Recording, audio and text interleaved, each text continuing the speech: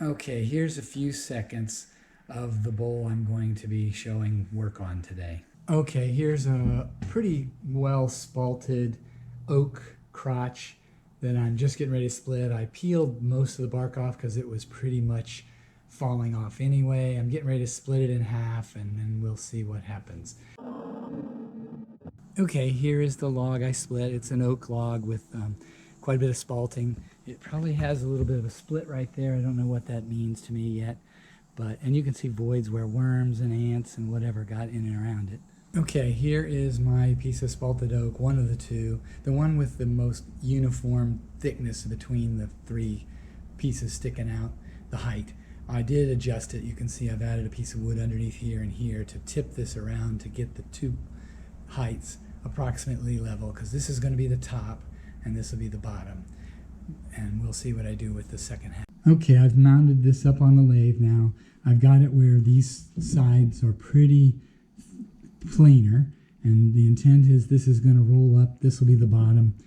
You can see I've got my 4-jaw chuck over here. It's using the worm screw to get attached from that drill out you saw in the previous video. So we'll see. I noticed that the pith, which is this real dark brown, is pretty separated right here, but in general most of it's pretty good. So once I start turning this, we'll see what happens. I may have to put some super glue in there with maybe a thick super glue.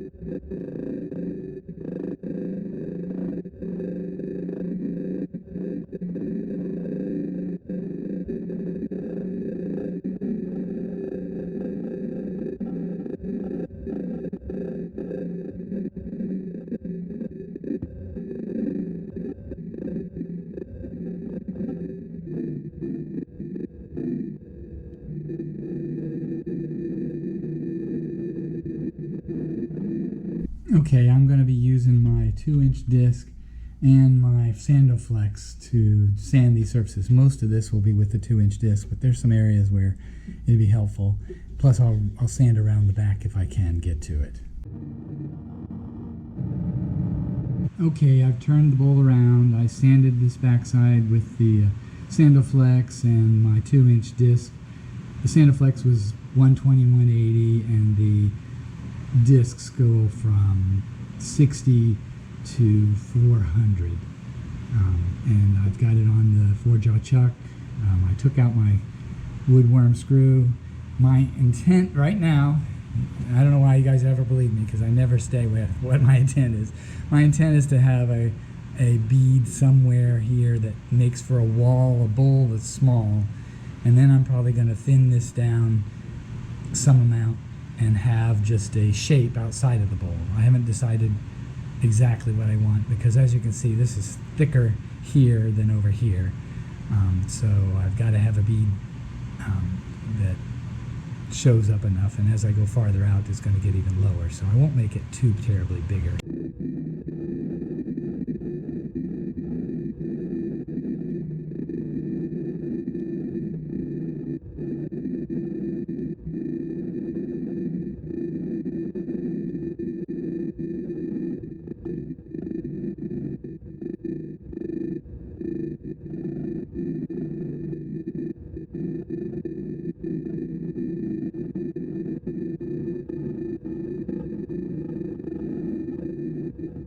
Okay, this is pretty much done.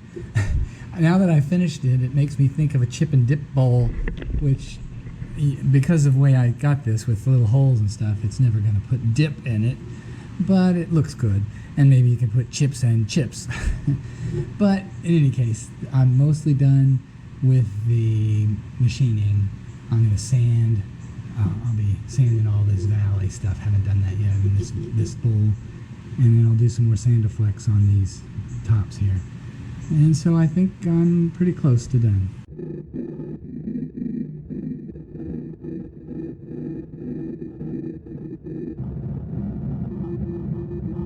Okay, here's my spalted oak half crotch or split crotch. The other half I'm going to make something else out of. It's very spalted. It's relatively hard.